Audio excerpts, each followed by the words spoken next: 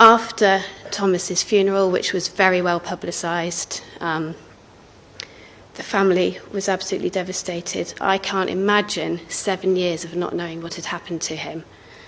My mother, Gabby, in her teenage years, was on the BBC pleading for information. They just wanted to know what had happened, and nobody was willing to tell them.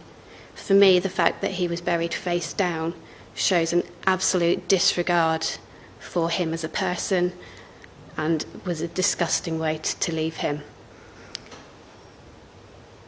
The family broke apart pretty much afterwards.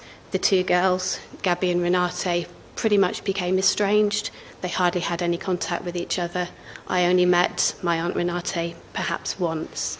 I only met my grandmother Inga 1 or 2 times, and all I can remember of her is being a very small, sad woman who didn't appear to want to be around anymore. So it was no surprise that eventually she returned to Ireland, to Dublin, to a place where she'd been on holiday with Thomas, and walked into the sea. It was a while until we really knew what had happened to her as well.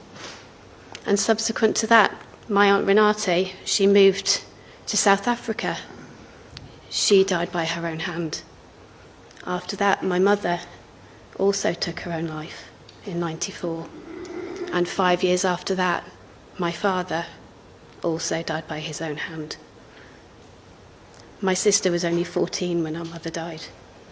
She was 19 when her father died. And that is the legacy, that's the multi-generational trauma that has been caused by the decision to kidnap Thomas, who had nothing to do with what was going on. He wasn't part of the sectarianism, he wasn't part of the politics, he was seen as an easy target. They kidnapped him to try and get people released from a UK jail. And for me, that is absolutely atrocious.